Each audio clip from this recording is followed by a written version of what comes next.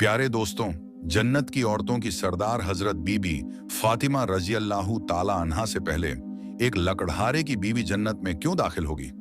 ये वाकया सुनकर आप भी हैरान रह जाएंगे, इसलिए वीडियो को आखिर तक जरूर देखें। एक दिन हजरत मोहम्मद ने हजरत फातिमा रजी अल्लाह ताला अन्हा को बुलाया और फरमाया, ए फातिमा, मदीना में एक लकड़हारे की बीवी रहती है जो ऐसा अमल करती है कि उसी वजह से वह तुमसे पहले जन्नत में दाखिल होगी। यह सुनकर हजरत फातिमा रजी अल्लाह ताला अन्हा ने अर्ज किया, अब्बा जान, यह कैसे मुमकिन है? मैं तो जन्नत की तमाम औरतों की सरदार हूं, फिर कोई और औरत मुझसे पहले जन्नत में कैसे जा सकती है? हजरत फातिमा रजी अल्लाह ताला अन्हा ने अर्ज किया, अब्बा जान, मेहरबानी फरमाकर मुझे उस लकड़हारे की बीवी का पता बता दीजिए ताकि मैं खुद जाकर देख सकूं कि वह कौन सा अमल करती है जिसकी वजह से वह मुझसे पहले जन्नत में जाएगी। नबी करीम ने फरमाया, फातिमा, आज तुम वापस जाओ, कुछ दिनों बाद मैं तुम्हें उसका पता बता दूंगा। हजरत फातिमा रजी अल्लाह ताला अन्हा घर वापस आ गईं। कुछ दिनों बाद वह बीमार हो गई और दूसरी तरफ लगातार 3 दिन से घर में खाने के लिए कुछ भी नहीं था। भूख और बीमारी की वजह से हजरत फातिमा रजी अल्लाह ताला अन्हा बहुत कमजोर हो चुकी थी। उस वक्त हजरत अली रजी अल्लाह ताला अन्हु के पास इतने पैसे भी नहीं थे कि वे खाना खरीद सकें।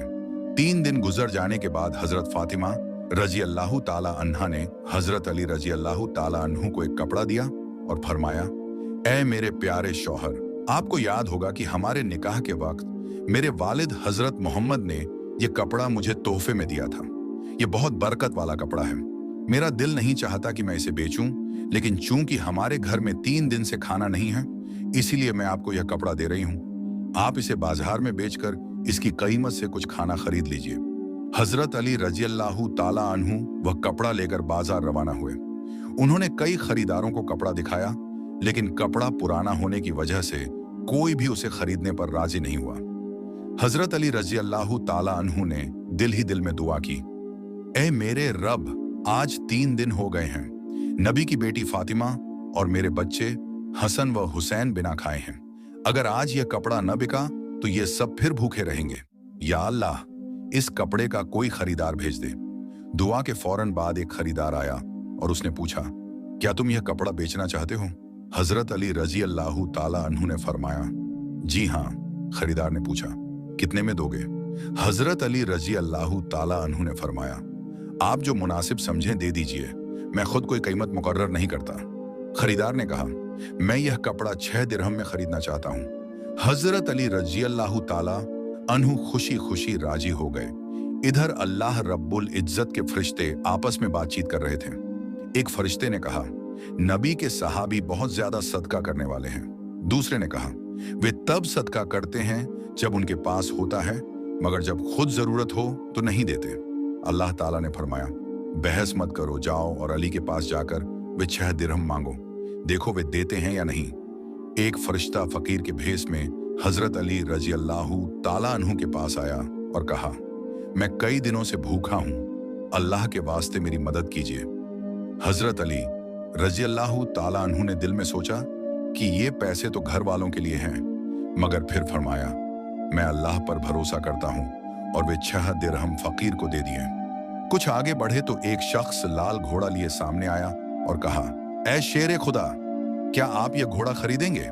हजरत अली रजी अल्लाह ताला अन्हु ने फरमाया, मेरे पास पैसे नहीं हैं। उसने कहा, आप उधार ले लीजिए, जब अल्लाह देगा तो अदा कर दीजिएगा। हजरत अली रजी अल्लाह ताला अन्हु ने घोड़ा 100 दिरहम में ले लिया। बाजार पहुंचे तो एक और शख्स आया और घोड़ा 160 दिरहम में खरीद लिया। यूं हजरत अली रजी अल्लाह ताला अन्हु को 60 दिरहम का नफा हुआ। अल्लाह ने 6 दिरहम के सदक़े के बदले 10 गुना बढ़ाकर 60 दिरहम अता फरमा दिए। इन पैसों से हजरत अली रजी अल्लाह ताला अन्हु ने बहुत सारा खाना खरीदा और घर वापस आ गए। इसके बाद हजरत फातिमा रजी अल्लाह ताला अन्हा का शक फिर लकड़हारे की बीवी से मुलाकात, उसकी इताअत, वफादारी, शौहर की इजाजत के बगैर घर में किसी को दाखिल ना होने देना, पानी, लकड़ी और रस्सी का तैयार रखना, और आखिर में नबी करीम का पूरा इंकिशाफ, सब कुछ उसी क्रम और पूरी तफसील के साथ बरकरार है। जब हजरत अली रजी अल्लाह ताला अन्हु बहुत सारा खाना लेकर घर पहुंचे तो हजरत फातिमा रजी अल्लाह ताला अन्हा ने पूछा, ऐ अली, मैंने जो कपड़ा आपको बेचने के लिए दिया था, उसकी कीमत से तो इतना सारा खाना आ ही नहीं सकता। फिर यह सब कहां से आया? पहले यह बात बताइए, फिर आप घर में दाखिल हों। हजरत अली रजी अल्लाह ताला अन्हु ने फरमाया, फातिमा, तुम अच्छी तरह जानती हो कि तुम्हारा शौहर अली कभी भी नाजायज तरीके से माल नहीं कमाता।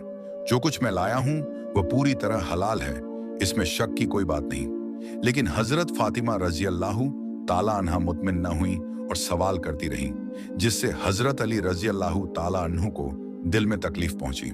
कुछ दिनों बाद नबी करीम ने हजरत फातिमा रजी अल्लाह ताला अन्हा को अपने पास बुलाया और फरमाया, ए फातिमा, क्या तुम्हें याद है मैंने तुमसे कहा था कि एक लकड़हारे की बीवी तुमसे पहले जन्नत में दाखिल होगी?